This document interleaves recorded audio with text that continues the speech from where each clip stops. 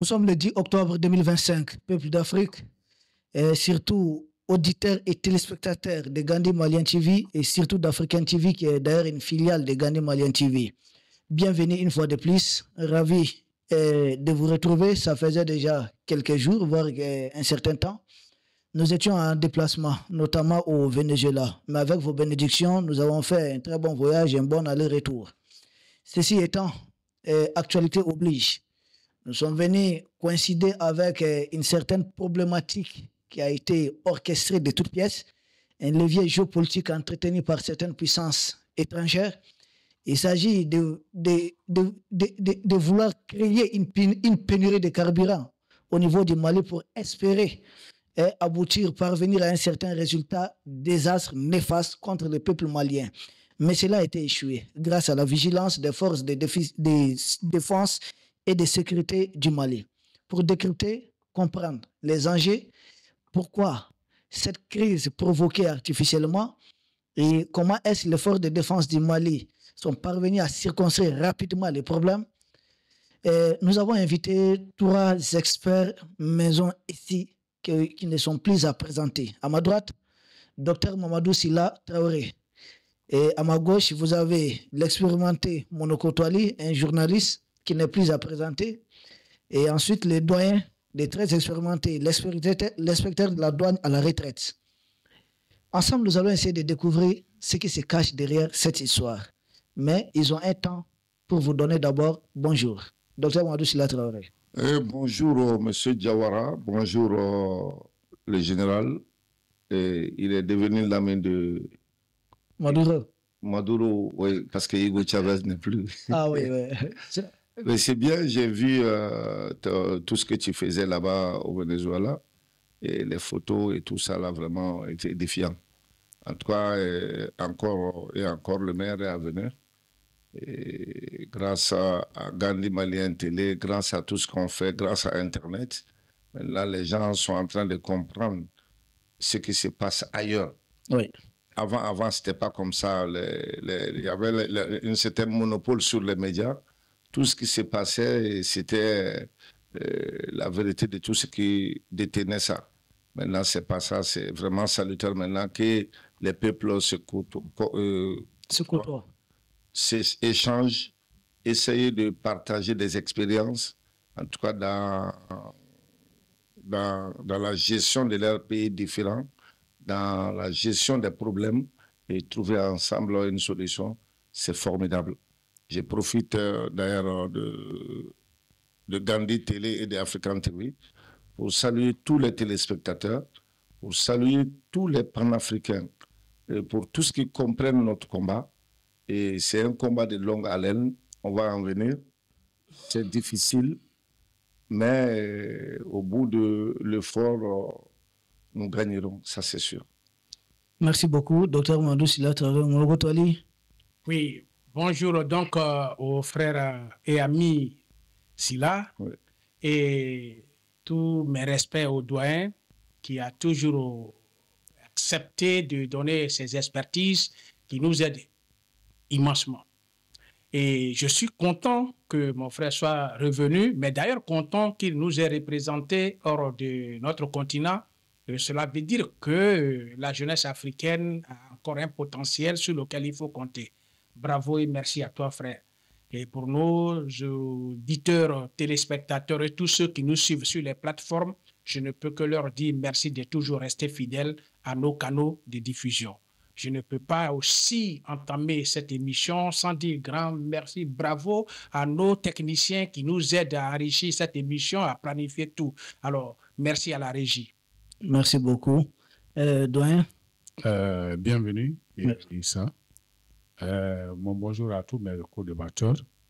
Mes encouragements aux techniciens de Gandhi TV et surtout Africain TV ceux qui font le travail pour le mettre en ligne. Bonjour aussi, je n'oublie pas, Fatou Doucouré. Ah, ok. Voilà, qui à ton absence, elle a été pratiquement seule à animer le commentaire de l'émission et avec vivacité et avec esprit d'à propos. C'est ce qui me plaît beaucoup chez elle. Merci à Fatou Doucouré alors. Sans plus tarder, droit d'honneur s'oblige. C'est presque maintenant coutume ici. Doyen, nous commençons avec vous. Parce que nous, en tout cas, de l'extérieur, on voyait ces images que certains essayaient de propager sur les réseaux sociaux. On voyait des images peut-être des stations-service peut-être remplies de personnes hautes. Ils ont voulu faire croire peut-être à un vent de panique, ou voir même s'ils avaient entretenu quelque chose du genre. Je ne sais pas quelle est l'expression qui serait très appropriée. Vous êtes expert, c'est à vous de nous dire, de nous trouver une expression un peu beaucoup plus juste. Comment est-ce qu'on est arrivé jusque-là, doyen? Bon. Pas le pourquoi, mais surtout le comment. Comment est-ce qu'on est arrivé jusque-là? Comment on en est arrivé là? Parce que les terroristes ont changé le fusil d'épaule. Ok. Ils menaient une lutte, ils avaient une ligne d'action pour mener leur lutte. Aujourd'hui, face à la riposte de l'armée, ils ont été obligés de changer leur fusil d'épaule en s'attaquant aux unités industrielles et en élargissant aux citernes qui venaient. Donc, on s'attaque à la partie vitale du pays, empêcher peut-être l'approvisionnement. Ce qui était un peu, c'est pas l'effet de leur truc a été amplifié parce que les gens ne s'y attendaient pas. Bien que ça s'est profilé un peu à l'intérieur, mais ils n'ont jamais pensé que Bamako pouvait être atteint à ce point par la pénurie de carburant. En fait, ce qui fait dire à beaucoup que les Maliens, les biens de pétroliers ont surenchéri pour pouvoir se faire une marge bénéficiaire beaucoup plus large. Et peut-être en stockant et en thésaurisant le carburant, en refusant de le distribuer. Sinon, en temps normal, il y a un stock de carburant de 3 mois qui est stocké, qui peut permettre de fonctionner. Oui. Alors, je ne sais pas pourquoi est-ce que ça n'a pas fonctionné.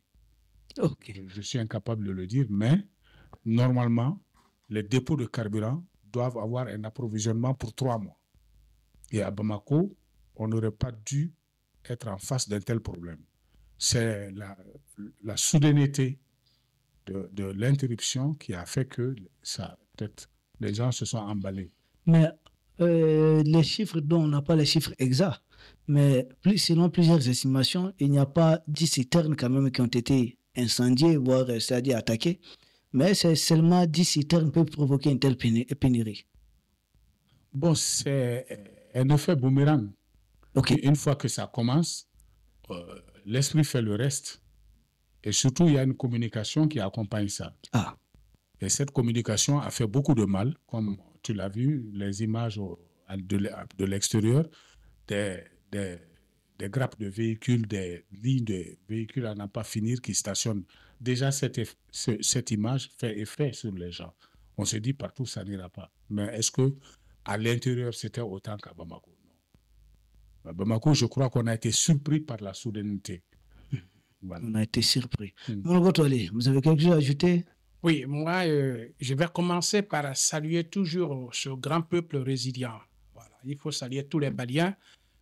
On en parlera peut-être par rapport aux difficultés, aux causes, hein, mais la réalité est que les Maliens aiment leur pays. Il faut saluer cela. C'est très important parce que j'ai vu des gens qui ont accepté de s'arrêter dans des stations qui ne leur donnaient pas, mais ils sont restés toute une journée. D'autres ont même accepté de faire à pied pour aller au travail. Et tout ça dans l'esprit de dire on soutient notre pays, on soutient notre nation. La question, parce que généralement les gens confondent beaucoup de choses. Quand l'esprit du pays est attaqué, tout citoyen se donne. Il donne le meilleur de lui-même. Qu'on soit pour ou contre ceux qui dirigent, lorsqu'il s'agit du Mali, parce que c'est tout le pays qui était menacé. Donc l'esprit Mali a prédominé. Et c'est là qu'il faut encore une fois de plus saluer le courage de ce grand peuple qui a été encore résilient, qui a prouvé, parce que vous l'avez dit dans l'introduction, beaucoup peut-être penseraient à un débordement. Ou le fait que 2 jours consécutifs, on n'a pas eu de carburant, les gens pensaient que ça allait amener un débordement, de cafouillage ou de certains propos ou même certaines manifs. Mais j'ai vu ça, je peux me tromper de constat, mais un peuple qui est resté calme, qui a accepté de prendre son mal en patience et qui a pensé que les autorités répondraient et effectivement, la réponse est venue. Voilà. Docteur?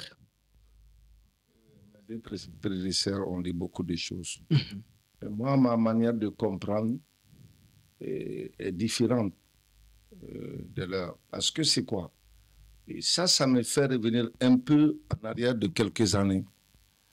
Et si les uns et les autres se rappellent du coup d'État du général Amadou Aya Sanogo. 2012. 2012. 22 mars 2012. Exactement. C'est pour dire que les colons, les ennemis jurés ont leur logiciel en place et ce n'est pas leur premier coup. C'est une deuxième fois que le même problème l'a surgi. Je me rappelle comme si c'était hier. Au lendemain du coup d'État, et comme ils ne savaient pas si le général était avec eux ou contre eux, ils ont commencé à saboter. Quel général? Le général Amadou Ayassa. Ah, ok. Ils ont commencé à saboter les choses. Et moi, je me rappelle comme si c'était hier les mêmes images. Je partais dans le quartier Golf saluer, comment s'appelle, un parent. Ok. Il y a une station Total qui était là-bas. Il y avait 2 Européens et quelques jeunes Africains qui étaient habillés en t-shirt blanc. Ils avaient des bidons de 20 litres sous la main. Et ces 2 blancs-là, ils avaient leur caméraman, ils filmaient. Je me suis arrêté pour prendre du carburant. Ils ont dit qu'il n'y a pas de carburant. Je dis, mais écoutez, qu'est-ce qui se passe là? Hier soir, en passant ici, j'ai pris le carburant. Ce matin, je vais en prendre et dire qu'ils n'ont pas de carburant. Et moi, à ma grande surprise, le même jour, à 18h sur France 24, ils ont montré cette image-là que le carburant commence à manquer à Bamako. Que tout commence à manquer. Ils ont même interviewé un gars de EDM qui dit que si on ne fait pas quelque chose d'ici 2 ou 3 jours, il n'y aura plus de courant. Parce que l'approvisionnement en carburant des centrales thermiques là n'est plus assuré. Donc, automatiquement, moi, j'ai fait la parallèle entre ce qui s'est passé il y a quelques années et cet événement-là. Parce que nous ne sommes pas nés de la dernière pluie, bon, excusez-moi du terme, s'il est un peu fort, mais on a quand même une tête bien faite pour comprendre certaines choses. Le douanier vient de le dire. Un pays, un État, ce n'est pas, je ne sais pas, un jeu de hasard ou bien, voilà, ce n'est pas du dessin animé, quoi. Il y a les provisions de sécurité qu'on réserve, il y a des réserves de sécurité, que ce soit carburant, les denrées de première nécessité, tout, on peut se projeter sur 3 mois. Mais d'un coup seulement, on vient nous dire, voilà, il n'y a pas d'essence. 10 camions citernes tout au plus. Tout à fait. Non, 6 camions. 6. Ok, merci. 6 camions. Et puis, ce qui sait, si tout cela fait partie de leur plan machiavélique, on va en venir. Parce que c'est tout un plan. Hein. On va en venir et voilà, lors du débat, et on en débattra. En tout cas, moi, à mon avis, il faut faire extrêmement attention. Ok. Voilà. Merci beaucoup. Mounougo Toualé, j'y reviens vers vous. Il a dit quelque chose. Hein. D'ailleurs, il y a un jeune de Kati qui m'avait rapporté la même chose.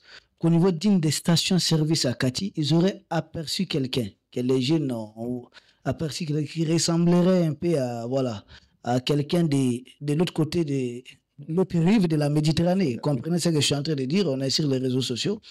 Et que les jeunes ont voulu tout de suite charger ces messieurs qui essaient de prendre des images. Là, ça me fait penser à cela.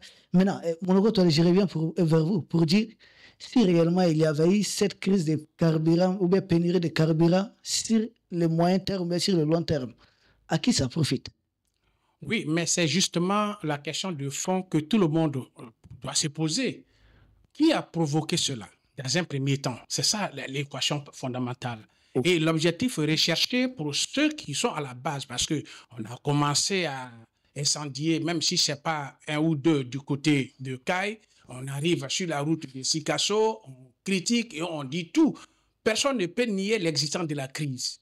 Mais l'usage qu'on fait de cette crise Et la forme d'interprétation qui sont nées de la crise, c'est ces formes d'interprétation-là qu'il faut apprécier. Évidemment, ceux qui sont à la base, on a parlé de, on sait que la crise est déjà là, il y a Amadou Koumfa qui emmerde tout le monde, qui fait du tort à tout le monde, qui tue des gens. On n'a pas encore réglé sa situation, on va en parler aujourd'hui dans le débat vers la fin, ou peut-être dans les choses. Il y a Dagali qui est toujours là. Il y a un monsieur qui s'est déclaré la dernière fois, un certain Diarra, ou comment on l'appelle là, Bina Diarra, qui s'est aussi déclaré et qui se tape la poitrine. Mais lui, il est de la tendance de Koufa. Voilà, il se tape la poitrine avec fierté pour dire qu'il va tout brûler, ils vont mettre un blocus et ceci, cela. Et ils font ça pour qui? Pour qui est-ce qu'ils opèrent? Pour qui est-ce qu'ils travaillent? Qui les arme? Qui les arme, qui leur donne les moyens de déplacement, qui leur donne les moyens de communication, qui fait que comment un État peut être en pénurie et ils peuvent bouger? C'est quand même c'est pas compréhensible. Et comment se sont tous du coup répartis sur presque dans les zones stratégiques du pays. Au niveau, on savait que le Nord a été toujours menacé, tout le monde le sait. Quand on prend la zone de Mopti, tout le monde sait que la crise a beaucoup affecté Mopti, personne ne peut nier, mais qui pouvait imaginer que Kaye, on peut en parler? Qui pouvait imaginer que Sikasso, on peut en parler? Donc, il y a une inquiétude quelque part. Et comment sont-ils arrivés à se répartir d'un coup dans ces zones qui sont quand même très sensibles, parce que quand on parle de Sikasso, c'est la zone de l'agriculture, c'est la zone de production. On ne peut pas parler de Bamako sans Sikasso, ça n'existe pas. Même je crois qu'il y a un marché qu'on appelle un gare Sikasso. Sikasso placé. Sikasso placé. Oui. Parce que Sikasso, c'est quand même, toutes mes excuses, je ne peux pas, je suis peut-être pas bien placé pour dire, mais je pourrais dire c'est le poumon du Mali. Oui. En termes d'approvisionnement, en termes de nourriture, en termes de survie, c'est Sikasso. Alors, cibler Sikasso, c'est vouloir effectivement asphyxier le pays. Cibler Kaye, quand on sait que Kaye, avec le Sénégal, on terrorise là-bas, c'est pour asphyxier également tout le pays. Et c'est la région minière. Bien, merci, la région minière. Alors, qui sont ceux qui sont derrière ces délinquants, ces voyous, ces criminels, sans foi ni loi? C'est comme ça que je les appelle, toutes mes excuses, mais on est sur le plateau. Non, ça vaut le coup, ça vaut le coup. Ils n'ont ni foi ni loi. Alors, ça profite à qui? Et pourquoi cela? Moi, je ne vois pas la crise, la fermeture des choses. Non, ça, c'est les conséquences. Tout le monde sait que quand la piscose est là, même ceux de bonne volonté peuvent avoir peur. Ça, c'est une question de piscose qu'ils ont créée. Mais pourquoi la piscose est venue?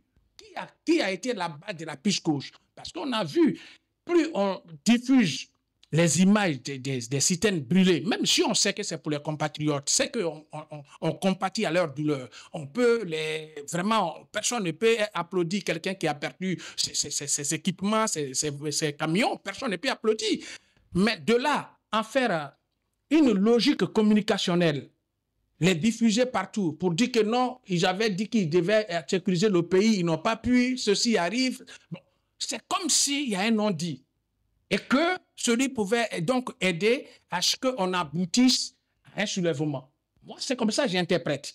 Et donc, puisque le peuple a été résilient, la population a compris qu'on souffre, oui, mais on ne peut pas aussi aller au pays. En fait, c'est cette dimension qui m'intéresse et c'est pourquoi j'ai commencé par saluer la résilience du peuple. On peut souffrir, on a des mots, mais on ne peut pas non plus cautionner le pays. Parce que c'est le pays, c'est très dramatique pour le pays. Donc, il faut aller. Et c'est là, peut-être la question viendra, la promptitude des autorités à faire en sorte que les camions rentrent avant les 72 heures. En 72 heures, tous les camions, les citernes sont rentrés à Bamako. Oui. En 72 heures. Et c'est extraordinaire. Et sur la sécurisation, avec la sécurisation, les gens sont rentrés. Le lendemain, 2 jours de pénurie, le lendemain, tout le monde est servi, même s'il y a des mauvaises foi, des gens qui, de mon point de vue, devraient avoir du carburant dans leur fond, c'est ce que le doyen a dit, qui ont voulu jouer au jeu de l'inexistence du carburant. Mais si, effectivement, il y avait une commission, de mon point de vue, je peux me tromper, je ne dis pas que certains ne devraient pas avoir la pénurie, je ne dis pas. Mais si on faisait une enquête pour contrôler les stations une à une, on trouverait certaines stations où le carburant existerait et que les gens refuseraient de le vendre. Et si on refuse de le vendre, alors que ça existe, on peut donc, est-ce qu'il n'y a pas un lien entre ceux qui terrorisent avec les armes sur le terrain et peut-être Ce qui terrorise avec le carburant. Oui, mais il y a ce côté-là qui, de mon point de vue, je peux me tromper d'analyse, ça, mais je donne ce que je pense. Oui. J'ai comme l'impression que ces criminels ont infecté le monde économique, le système économique, comme s'ils avaient leurs hommes dans le monde des affaires et qu'à un moment donné, avec leur action sur le terrain, ceux-là devaient verrouiller, c'est-à-dire fermer les robinets pour jouer à un jeu d'étouffement. Je ne dis pas que le mal n'existe pas. Je ne dis pas que le pays ne souffre pas.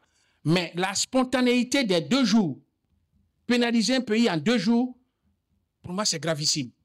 Bamako ne s'y attendait pas. Bamako ne s'y attendait pas. Et si Bamako s'y attendait, c'était peut-être pas pour 2 jours. Ça, c'est mon point de vue. Parce que le Bamako pouvait dire, on a des réserves, quel que soit Alpha, on peut tenir un peu. Le Nord, on peut peut-être comprendre que bon, les citernes ne sont pas allées il y a peut-être 1 mois, 2 mois, mais on ne peut pas dire que malgré les choses qui ont été brûlées, il n'y avait pas d'entrée à Bamako, tant au niveau du Sénégal, tant au niveau d'Abidjan. Alors, je suis un peu dérangé. Parce que quoi qu'on dise, en tant que panafricain, c'est un pays africain qui pleure. Parce que moi, je ne suis pas trop dans les logiques de la politique politicienne, mais c'est le peuple africain que je vois. La douleur du peuple africain, tout bon africain doit le ressentir au même titre. Maintenant, est-ce que ceux qui gèrent ont bien géré, n'ont pas bien géré? Ça, c'est un autre débat. Moi, je ne rentrerai pas dans ça. Ça ne m'intéresse même pas. Ce qui m'intéresse, pourquoi ceux-là terrorisent le peuple? Chaque jour que Dieu fait, c'est qu'ils mettent à mal l'armée malienne, parce que sans l'armée, nous, on ne peut pas rester ici. Si on parle aujourd'hui, c'est parce que l'armée existe. Oui. Donc, personne ne peut dire, quand même dire que j'aime l'armée. Pour moi, c'est un mauvais sens parce qu'on a une obligation. C'est comme un enfant qui dit j'aime ma maman ou j'aime mon papa. Et ça, on a besoin de dire ça. On doit l'aimer. Ça, c'est ma conception. On doit aimer l'armée parce qu'elle est dans une logique régalienne. Et cette logique régalienne, quiconque ne la comprend pas, et même contre lui, elle-même, la personne qui ne comprend pas est contre elle-même. Parce que sans l'armée, on ne peut rien. Et donc, on ne peut pas, donc, au nom des choses, comme on appelle ça, des raisonnements de la lecture de la politique politicienne, parce que peut-être on peut critiquer le pouvoir ou on peut l'applaudir, il faut donc faire du tort à l'armée. Moi, je crois que cette conception, il faut sortir de là. Il faut vraiment sortir de là. Donc, je reviens pour dire que je suis aujourd'hui dans une logique pour dire, est-ce que on peut répondre à ces 2 questions? Soit Bina, Koumfa et Yadreli, on pose clairement leurs problèmes, les balayer une fois pour toutes. Et s'il ne peut pas, s'il faut discuter avec eux, mais il faut quand même une solution tranchée. Je pense qu'on va arriver au niveau le peuple saigne, il y a trop de conséquences. On va arriver au niveau des propositions de solutions. Ok, merci. Doyen, nous revenons vers vous. Il s'agit en tout cas d'attaquer les camions citernes qui appartiennent à des civils, qui sont conduits par des civils. Vous qui êtes expert ici, quand il s'agit des droits, vous êtes notre expert. Il s'agit quand même de crimes contre l'humanité. Et voir certains médias, se disant des pays démocratiques, faire la promotion des crimes contre l'humanité, médiatiser un crime contre l'humanité, ça laisse à désirer. Doyen, selon vous, ça profite réellement à qui? Je l'avais dit tantôt. Oui. En fait, c'est un système d'abord une communication. OK. S'attaquer aux usines, s'attaquer aux camions, aux citernes de carburant, c'est une communication. Parce que c'est le propre de la débandade des réseaux terroristes. Et autrefois, ils avaient un sanctuaire. Gao, entre Kidal, ils avaient des sanctuaires. Et puis, c'était des postes de sécurité qu'ils attaquaient. Aujourd'hui, ils n'ont plus ces sanctuaires. Donc, ils changent le fusil d'épaule, ils changent la forme de s'attaquer au pays. Mais ils ont choisi des choses qui ne peuvent pas aller loin. Quand il s'agit des usines, ce qui est sûr, on s'attaque à une usine, 2 usines, on prendra les dispositions pour garder les usines. Quand ils s'attaquent aux citernes, les citernes, par définition, viennent de l'extérieur. Donc, c'est des routes internationales. Des routes internationales qui est bordée de villes, de beaucoup de villes. Et les distances entre les villes ou les villages sont moindres. Et si on doit s'attaquer, il y a un point précis auquel on doit s'attaquer. C'est-à-dire, on ne peut pas retrouver un camion, une citerne en pleine brousse. Elle est forcément sur une nationale ou une route internationale. Or, si elle est sur une route internationale, venir s'attaquer, c'est sur cette route-là qu'on peut les attaquer. On n'a aucune chance de les retrouver en dehors de cette route. Ce qui veut dire que on peut prendre des dispositions pour surveiller les tronçons. Et c'est ce qui a été fait quand ils ont pris 300 camions ou plus de 400 camions qui sont rentrés d'un seul coup, avec une sécurisation maximum, ils n'ont rien pu faire. Donc c'est la limite de leur combat. C'est des choses qui réussissent un coup, mais ils disparaissent, ils sont obligés de renouveler une autre stratégie que celle-là. Ou attendre que les gens, parce qu'il va y avoir un moment donné où il faut absolument sécuriser totalement les routes. Ça, c'est une première chose. Un premier objectif. Le second objectif, c'est qu'ils sont acculés, eux-mêmes n'ont pas de carburant à l'intérieur. Ils ne peuvent pas se déplacer. Donc, ils viennent se regrouper le long des routes nationales ou internationales. Donc, ils sont repérables. C'est le deuxième point. Mais troisième point, pourquoi s'attaquer à ceci? C'est parce qu'en s'attaquant à ces cibles molles, on amène l'armée à se disperser. Les camps sont inattaquables actuellement. Et partout où même les postes réels, où c'est des petits postes qu'on attaque, mais sinon, et même là, les gens commencent à être prudents. Donc, l'essentiel, ils ont fait un coup. Mais le temps de réaction de l'armée ou des autorités, ça prend quand même 1 ou 2 jours. Oui. Et le temps où la population va absorber ce choc et l'amortir et chercher un moyen de résilience, moi, il y a 3 jours, je crois, après les prières, ma petite sœur qui est à 6 km de chez moi m'a appelé parce qu'elle voulait, mais elle me dit, je n'ai pas trouvé quelqu'un pour te l'envoyer. Elle me dit, elle ne peut pas conduire la nuit, elle a des problèmes de vision. Moi, j'avais un tout petit restant dans mon réservoir. Je lui ai dit, non, attends, je viens. Elle a crié, parce que souvent, c'est des quartiers qui sont un peu isolés. Elle a crié, elle me dit, non, bon, je vais sortir avec un jeune de chez moi, là-bas, pour te rencontrer. J'ai dit, non, restez. J'étais parti pour faire 6 km aller, 6 km retour. Est-ce qu'on me met du carburant dans mon corps? Non. Ça veut dire que même sans carburant, les gens peuvent commencer à traverser pour aller au service à pied, d'autres à vélo. Il y a beaucoup d'autres moyens, le covoiturage. Exactement. Des gens qui sont du même quartier peuvent s'unir. On va aller avec toi aujourd'hui, demain on va aller avec l'autre pour minimiser les coûts et minimiser la quantité d'essence qu'on est obligé de dépenser. Donc il y a toute une stratégie qui allait commencer à émerger et entre-temps les autorités, vous imaginez, en 2 jours, ils ont pu débloquer la situation. Donc moi je pense que au fond, c'est une communication, mais qui n'ira pas bien loin. Une opération de com. Une opération de communication parce qu'ils ne peuvent pas continuer ça.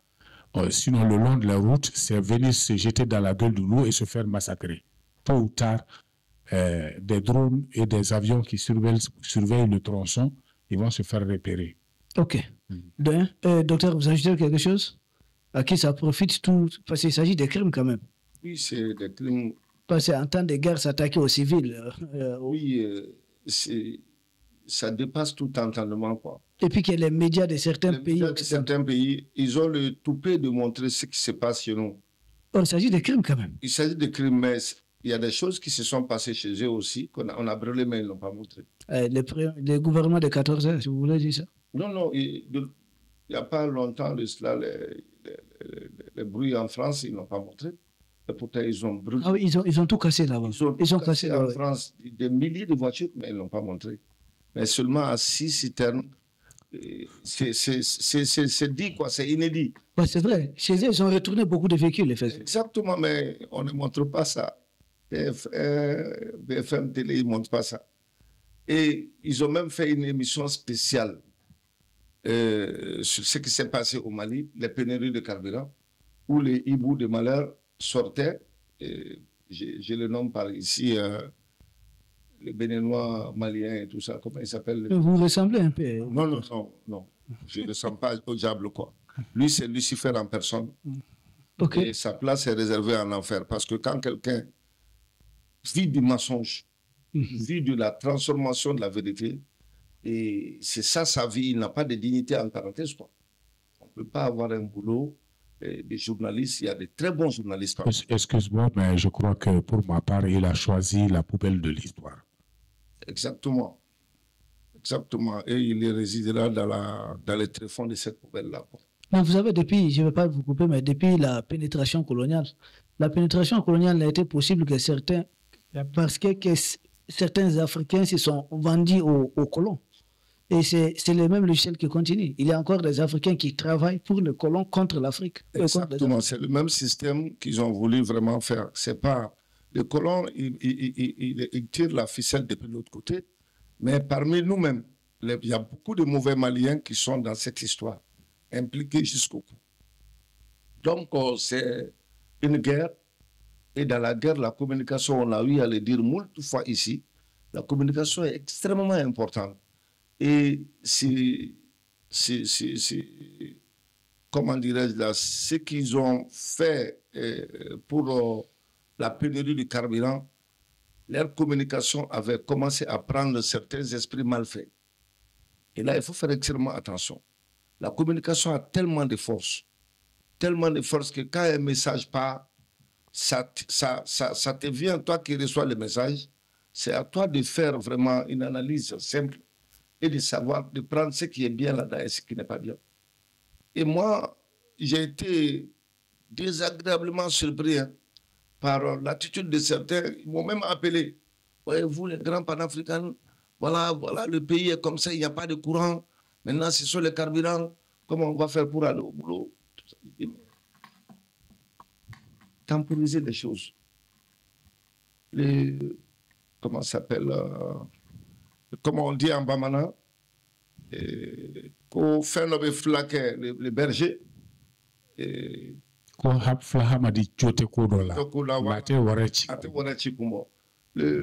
conducteur du troupeau peut ne pas avoir raison sur une petite chose, mais ça ne veut pas dire qu'on explose totalement le pâturage, quoi. Oui. Et voilà. C'est une escarmouche, moi, parce que c'est les esprits mal faits qui comprennent. C'est ça mon inquiétude. Il faudrait vraiment prendre ça en compte. Nous sommes en guerre, et dans la guerre, tous les coups sont permis. Oui. Tous les coups sont permis. C'est pour cela que j'ai... Entre guillemets. Entre guillemets, oui. Voilà. On dit même... Oui, on dit même dans les conventions des Nations Unies, les guerres, ceci, il faut... voilà, il faut protéger les civils. On n'est pas en train de massacrer les civils à Gaza et tout ça. Les textes sont faits, mais leur application, ça c'est autre chose.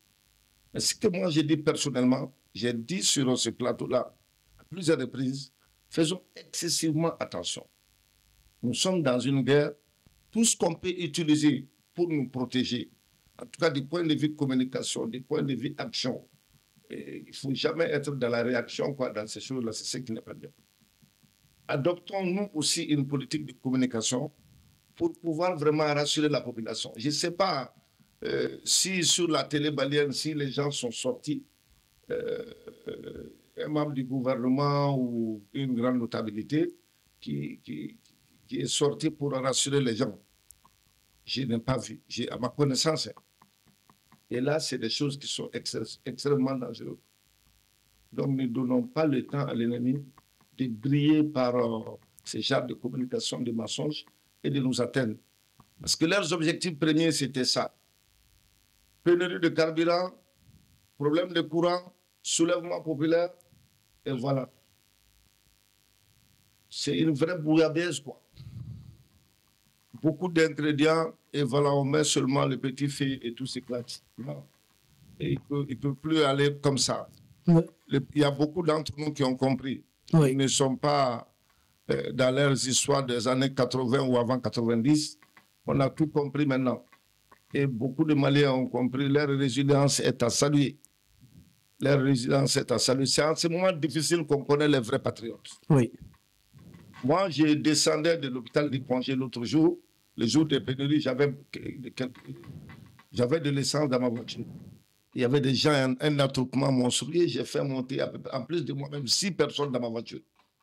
Pour les déposer, j'ai été amené quelques jusqu'à Sémédingo. Et pourtant, moi-même, j'habite à Calabancroix. C'est des œuvres comme ça qui sont salutaires. Le doyen l'a dit. Covoiturage, la main dans la difficulté, et on va s'en sortir. C'est l'ADN du peuple malien. Exactement, exactement. Ok. Vous avez fini? C'est bon?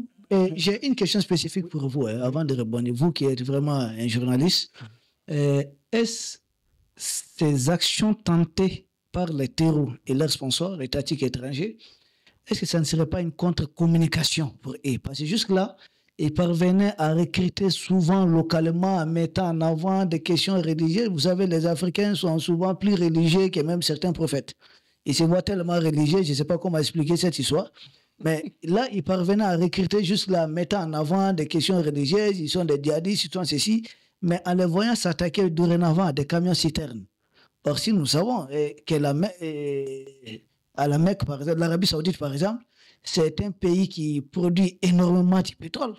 L'Iran produit énormément de pétrole. Le Qatar produit du pétrole. L'Irak produit du pétrole.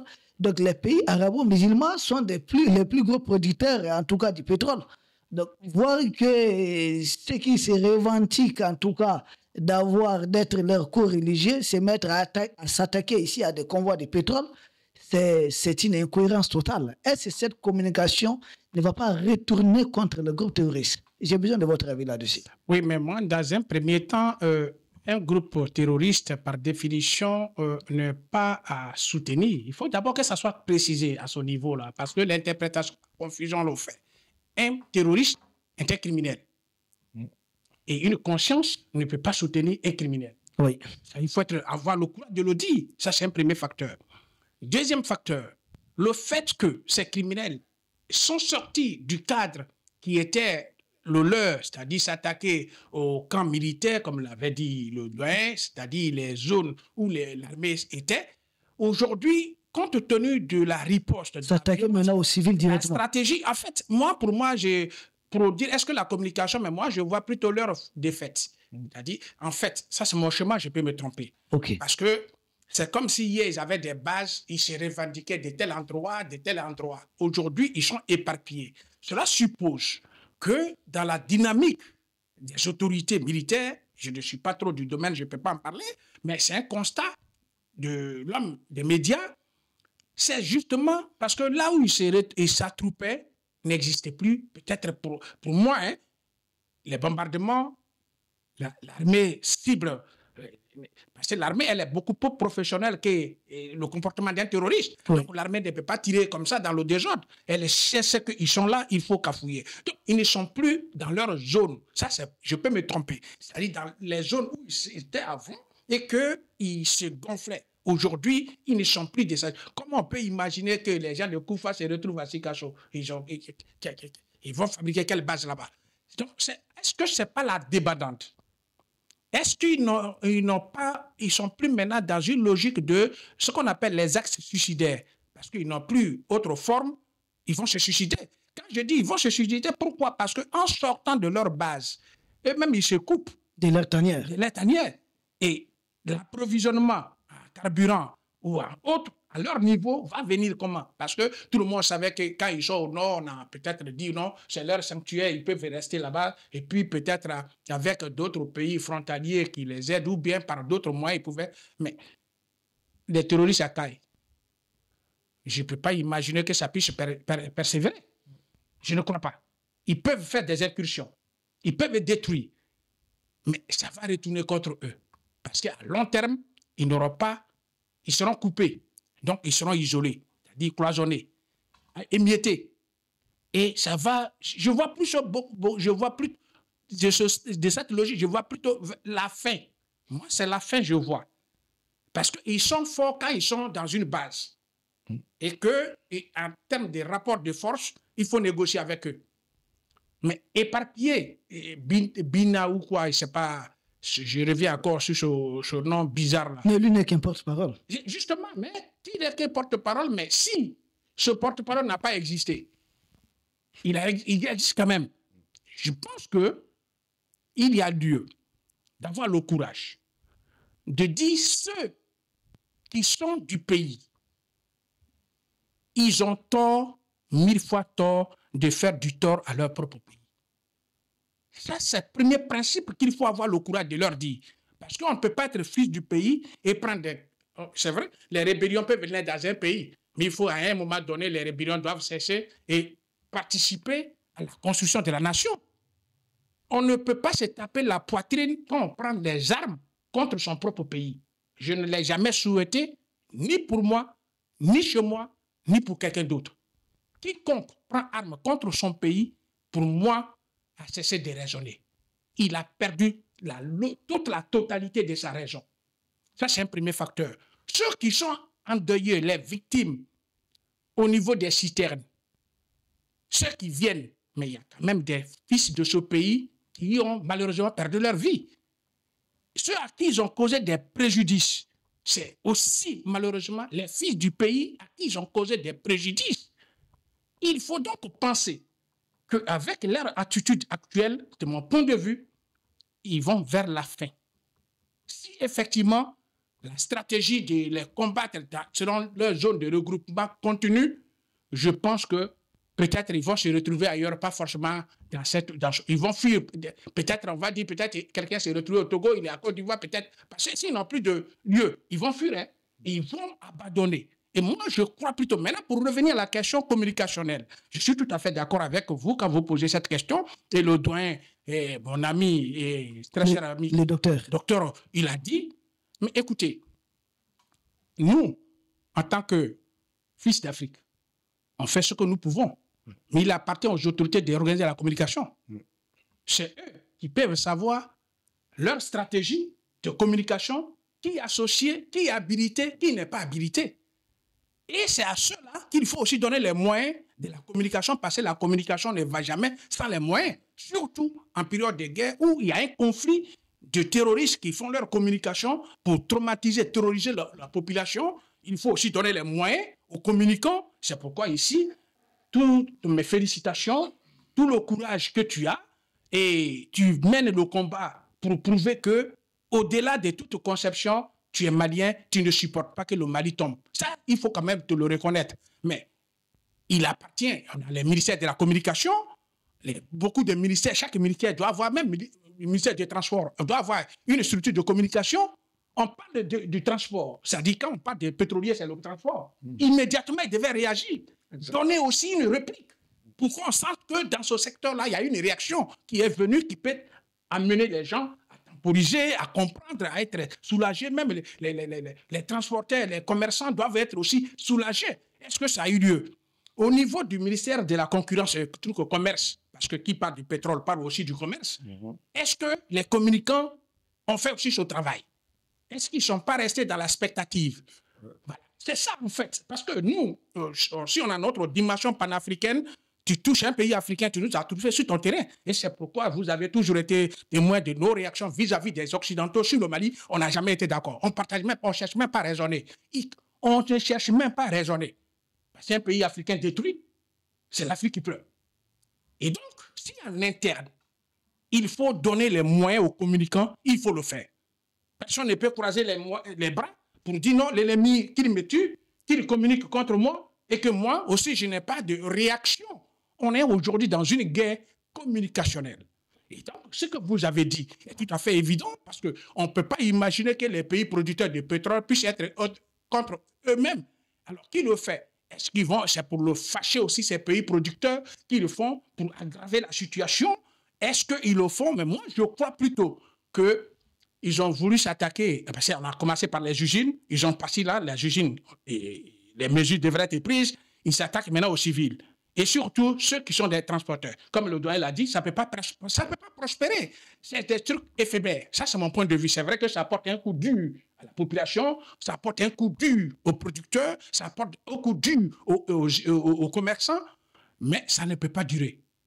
À quoi on peut s'attendre maintenant? C'est la vraie question. Oui. Voilà. À quoi on peut s'attendre? C'est la vraie question. Doyen, à quoi on peut s'attendre? Parce que nous posons aussi la même question. Nous disons, qu'est-ce qu'il faut pour qu'on ne retombe plus dans ces mêmes problèmes? Parce que vous l'aviez si bien dit, le problème est déjà connu. Ils ne peuvent pas rester dans ça sur le long terme. Mais si nous avions des propositions peut-être à faire aux autorités, voire à nos populations, qu'est-ce qu'il faut pour que ça ne fonctionne pas une prochaine fois? Qu'est-ce qu'il faut réellement? Nous pouvons aussi proposer quelques pistes de solutions. Il y a deux problèmes un même problème qui est ressorti dans les deux interventions. Allez-y. Le problème de la communication par le gouvernement. OK. Parfois, sur des crises, ne pas communiquer est aussi une manière de communiquer. Tu te posais la question de savoir si le gouvernement avait communiqué sur ce sujet. Le gouvernement n'a pas communiqué sur le sujet sur ce qui concerne le fait de brûler des citernes. Mais un représentant de l'État est sorti pour donner la solution, apaiser les gens, pour leur dire d'ici quelque temps, on va trouver la solution. Parce que communiquer sur les citernes qui étaient brûlées, c'est amplifier leur communication. Et c'est pour cela que le gouvernement n'a pas fait de communiqué pour dire des camions citernes, on déplore, ont été volés. Non, non, non. Le gouvernement, c'est comme le cas du député qui est parti en Côte d'Ivoire, qui a été arrêté. Tu n'as jamais vu le gouvernement communiquer dessus? Et d'ailleurs, nous-mêmes également, nous n'avons jamais communiqué dessus. C'est une façon de communiquer aussi. C'est une façon de dégonfler le ballon. Comme une balle de... Parce que l'autre pose l'acte pour te pousser à communiquer. Pour te pousser à réagir. Et donc, ne pas réagir est aussi une façon de communiquer. Et donc, le gouvernement a communiqué, mais sans en parler. Voilà la solution, on va trouver la solution, patienter d'ici 2 jours, 3 jours, on va trouver. Et ils ont trouvé là. Ça, c'est une communication faite par le gouvernement. Mais l'autre communication, c'est justement ne pas communiquer sur le fait qu'on ait brûlé des camions. Donc, c'est pour ça, c'est une façon de ne pas amplifier ce qu'ils sont en train de faire. Maintenant, quant à dire qu'est-ce faire pour que désormais... Moi, ce qui me préoccupe beaucoup plus, c'est qu'il faut trouver une solution pérenne qui évite qu'ils reviennent sur ce... Ils seront obligés de chercher une autre solution encore pour faire des coups. Celle-là a été évidée par le gouvernement. Mais il ne faut pas trop... Il faut qu'on trouve le moyen de stocker du carburant pour un approvisionnement en temps de crise qui peut être long. Et donc, permettre à des opérateurs économiques de faire des lieux de stockage pour qu'on puisse avoir du carburant et les garder sérieusement. C'est la seule chose. Et prendre le carburant au plus près de chez nous, avec des routes où on peut sécuriser. Bon, on a parlé à un moment donné. Bamako, frontière Guinée, c'est 123 km. 123 km. Elle n'est pas bonne. C'est tout ça, c'est des problèmes. C'est suicidaire. Bon. De carburant qui vient par Niamey, là aussi, on peut... Vous vous souvenez qu'il n'y a pas si longtemps que ça, Kidal, il n'y avait plus de carburant à Kidal, et certains de nos anciens ministres, et même premiers ministres, avaient voulu amplifier cette affaire. On avait dit que ça n'ira pas loin, et ça n'est pas allé loin. D'un coup, on a ravitaillé. Est-ce qu'on entend encore parler de carburant à Gao au-dessus de 1000 francs ou 2000 francs? Non. Donc, c'est le même genre de phénomène, mais qui ne va pas perdurer. Maintenant, pour sécuriser, il faut continuer à sécuriser. Moi, la question que je me pose, est-ce qu'on avait réellement des stocks suffisants pour le pays pour 3 mois? Si tel n'est pas le cas, il faut augmenter le nombre de dépôts de carburant, permettre aux opérateurs économiques de se constituer et de se regrouper et de faire des dépôts de carburant bien gardés pour éviter désormais une telle situation. Docteur, proposition? Oui, moi je dirais quoi? Je dirais que face à un problème, alors il faut trouver une solution définitive, ce que le doyen vient de dire. Mais le Malien est expert, on a pris Nobel dans le déplacement des problèmes. Ces mauvais comportements-là, on doit les laisser. Et au lieu de trouver une solution définitive pérenne à un problème, on les déplace. Et le problème viendra encore nous rattraper. C'est comme si le serpent qui se mord la queue. Effectivement, le Malien, on n'est pas bon apprenant de nos leçons. Et ces gens-là, je les répète à l'intention de nos autorités, soyons sur le qui-vive. Et même essayons de penser à d'autres leviers que ces gens peuvent encore utiliser, qui n'est pas le carburant, pour nous nuire. Et essayons d'être dans ce qu'on appelle la prévention. Et il ne faut pas souvent aussi être dans les expectatives comme ça. Même si on est dans les expectatives, ça doit être les expectatives armées. On ne doit pas être souvent aussi dans la réaction. Souvent, coup pour coup, et voilà, le problème est définitivement réglé. Donc, ce que moi je propose, cette situation, elle n'est pas bonne. Ils n'ont pas pu arriver à leur fin. Je ne suis pas le gouvernement, mais ils doivent quand même ouvrir une enquête minutieusement pour pouvoir situer les responsabilités internes. Ça, c'est extrêmement important. Ils sont parmi nous, les verres dans les pommes, on prie ensemble dans les mêmes mosquées, on fait le social ensemble, ce sont nos voisins, ils rient avec nous, mais au fond, tout n'est pas clair, quoi. La source là n'est pas trop limpide. À la surface, l'eau est claire, mais au fond, ils sont plus mauvais que leur maître colonel. Et quand on parvient à régler, à mettre la main sur ça, et je pense que beaucoup d'autres qui vont vouloir emprunter la même voie peuvent avoir peur. En faisant quoi? En sanctionnant et sévèrement. En sanctionnant et sévèrement. Et je dis, comme notre Premier ministre le dit, Maïga, je répète une troisième fois, et la sanction doit être sévère. Très, très sévère. Et c'est comme ça qu'ils pourront vraiment être totalement mis hors d'état de nuire. Il faut terroriser les terroristes. Il faut terroriser les terroristes, c'est la seule solution. Œil pour œil, dent pour dent. Et c'est ça. Il faut de sorte que quand on désigne un terroriste pour aller se pointer devant une route, ils disent qu'il ne prendra pas ces risques. Parce que là, il faut mettre tous les moyens. Mologo Toali, nous sommes dans les propositions. Oui, mais les propositions, s'il y a proposition, il faut avoir le courage de dire Bina Bita ou bien Bina, comment là, Bina Diara, oui. Amadou Koumfa et Yad Gari, il faut vraiment régler leurs problèmes une fois pour toutes. Franchement. Franchement, parce que quoi qu'on dise... Mais Yad serait en Algérie, Koumfa serait en Mauritanie. Pardon?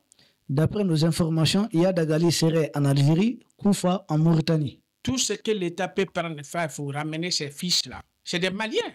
Parce qu'il faut aussi avoir le courage, en interne, ceux qui sont mauvais, de les dénoncer avec toute l'énergie, avec toute la force. Ça aussi, c'est le caractère panafricain. Qu'un fils du pays qui détruit son pays, on doit avoir le courage de le dénoncer. Ça, c'est mon... Oui, je vais finir. Voilà. Permettez-moi. Oui. Ces gens-là, il y a un mandat d'arrêt contre eux. L'État fait déjà ce qu'il peut. Non, je comprends. Quand je vais dire, c'est pour dire que eux... On ne dit pas tout sur un plateau. Je veux dire qu'il ne peut pas parler de façon très claire. Oui, j'ai compris. Voilà, continuez. Oui, même ça, il y a des choses, ça là, les trucs là, ça, c'est pas ça, je comprends.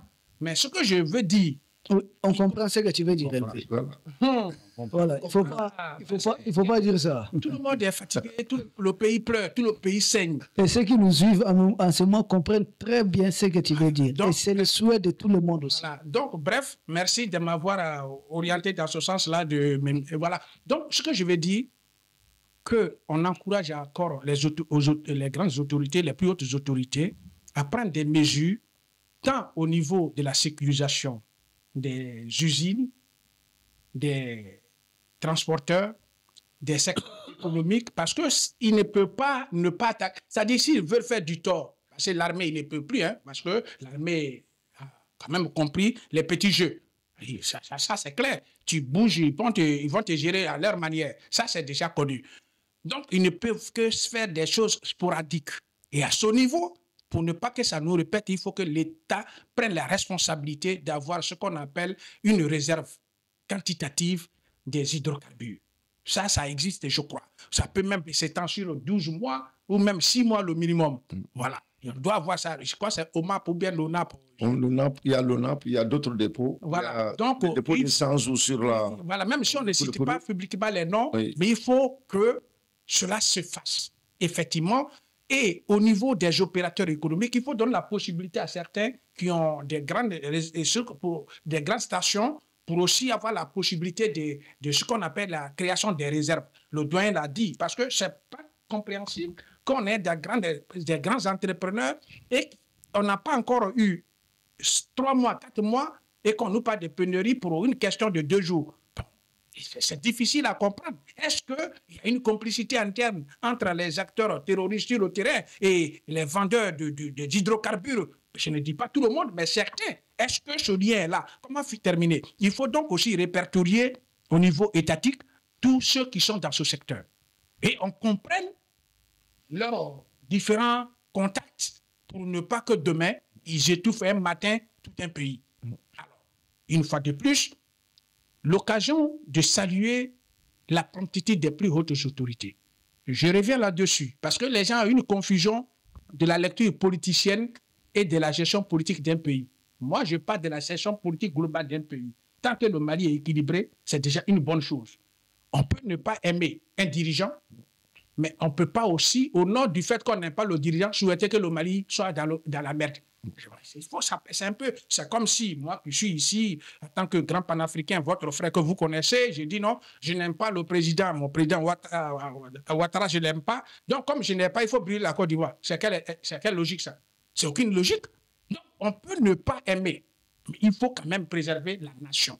Mais cela aussi, l'honnêteté intellectuelle voudrait que quand les autorités ont failli, on le dénonce et on les encourage à corriger. Et s'ils ont réussi, l'honnêteté intellectuelle oblige aussi qu'on leur reconnaisse ce mérite. Moi, c'est ma logique. Je ne suis pas dans une logique de dire c'est bon pour toute la vie ou c'est mauvais pour toute la vie. On a une crise. N'eût été leur vigilance. 3 jours de pénurie, 4 et 1 semaine, ça allait de Bamako allait être autre chose. Ils ont géré. Qu'ils continuent de veiller et de gérer les situations et qu'ils ne puissent pas donner le temps aux terroristes communicants d'avoir raison sur la quiétude de la nation. Parce qu'en fait, moi, c'est la question de la quiétude de la nation, la population qui m'intéresse. Les communicants, tout le monde les connaît. Ceux qui communiquent, qui peuvent faire le tapage autour des actions tristes qui endeuillent le pays, en faire une communication, mais je crois que les réseaux sociaux, chacun est connu. Ceux qui le font pas, on peut peut-être dire une chose par ignorance, et c'est tolérable. C'est comme un homme qui ne maîtrise pas la religion peut commettre une chose qui devrait être péché. On peut dire qu'il est excusable parce qu'il ne savait pas les règles. Mais les gens qui ont leur cervelle en place, qui ont une conscience tranquille et qui applaudissent le malheur qui arrive à leurs concitoyens, moi je pense que c'est gravissime. C'est gravissime. Okay. Donc, il faut arriver à ce que tout le domaine aussi de la communication, encourageons les autorités à ce qu'ils prennent la communication avec tout le sérieux que ça mérite. Et faire en sorte que ça soit de façon bénévole ou volontaire ou structurelle, tous ceux qui contribuent dans ce sens-là, on veille sur eux et qu'on les encourage. Oui, Moloko, oui. Je pense que on prie les bons dieux pour qu'ils soient une oreille attentive à ce qu'on dit. Et ça, c'est extrêmement important. Tout ce qui a été dit ici dans le débat cet après-midi, quelque part, il y a des petites différences, mais on se rejoint. Hein, on se rejoint, on dit à peu près la même chose, quoi. Ça, c'est extrêmement important. Okay. Je voulais finir par là, pour une fois de plus, on est dans la conclusion, mais je reviens, pas qu'on soit sur le plateau. Il reste une question.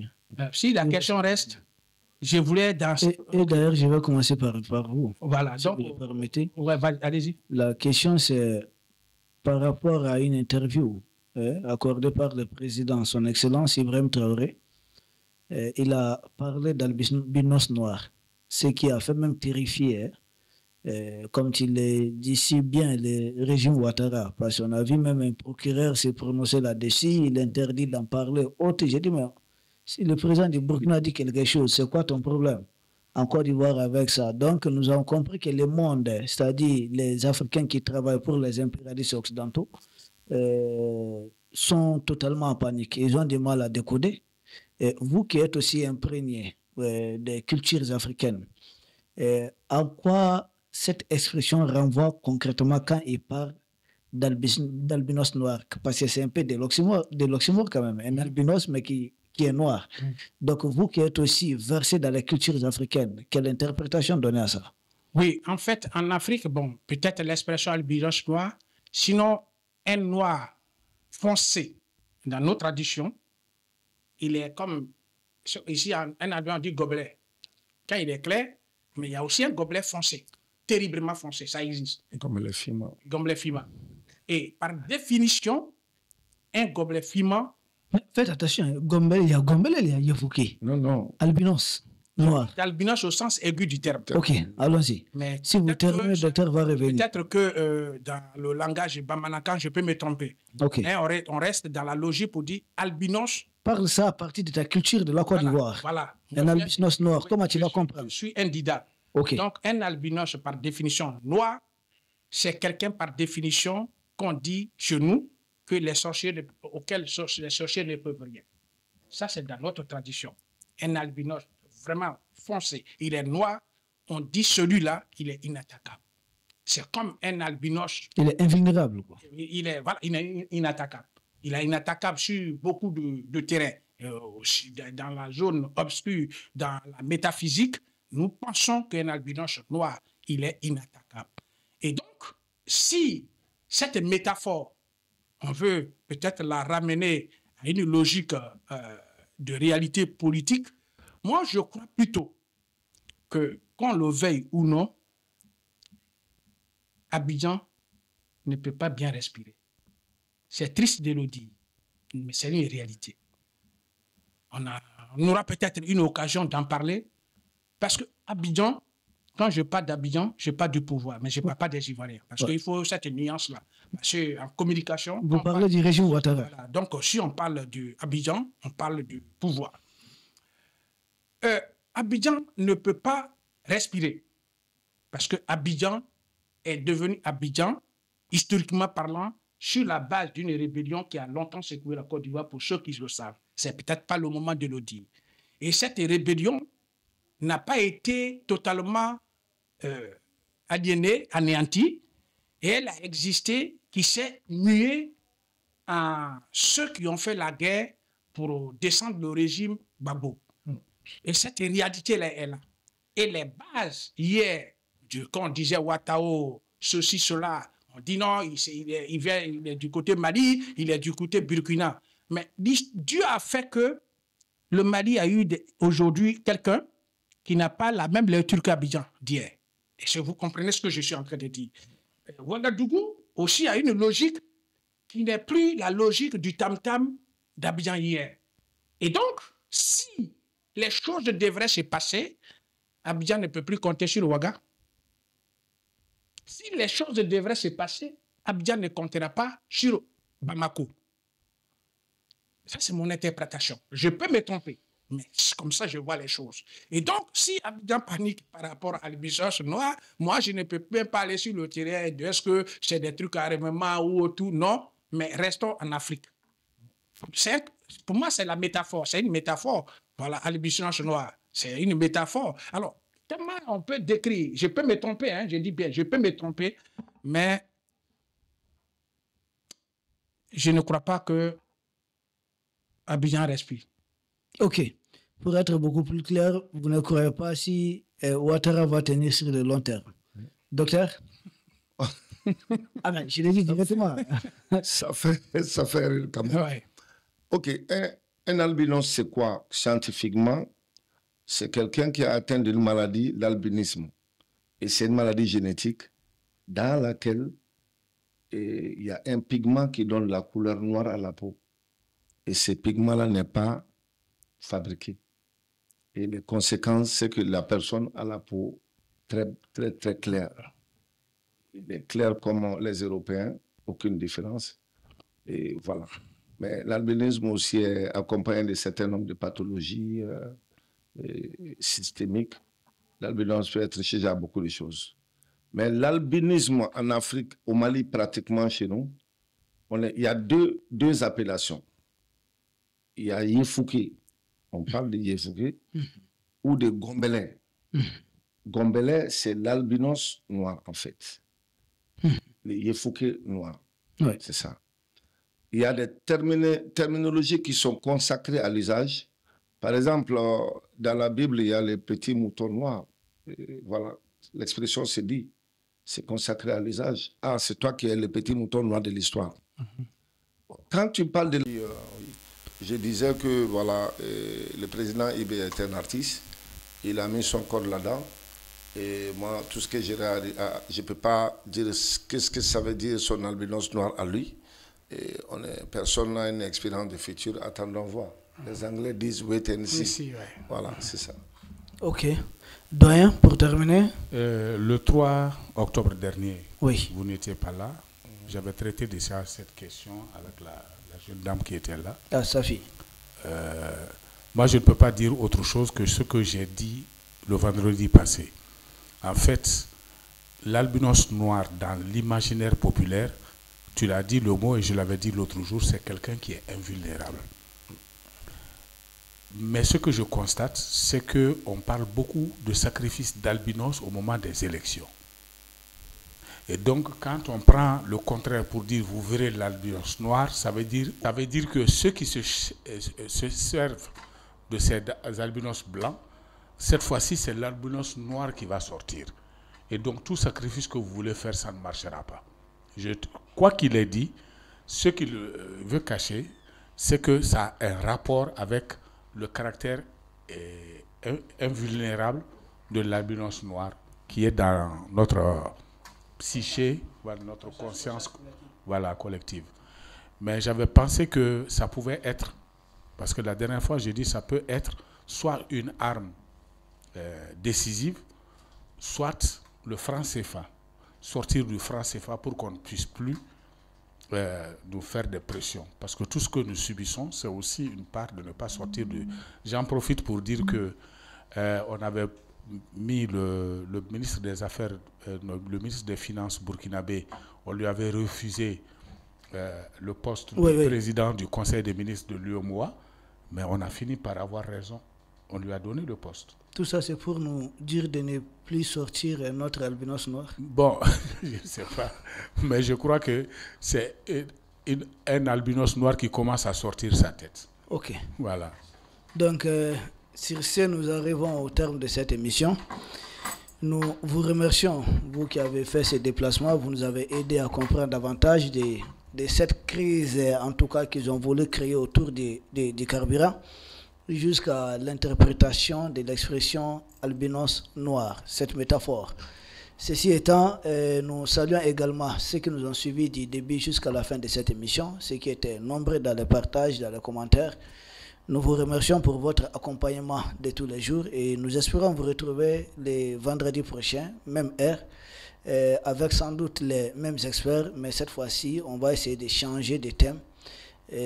Pour cela, nous comptons bien sûr sur votre compréhension et surtout restez connectés sur Gandhi, Malian TV, sur African TV parce que d'autres programmes vont suivre après.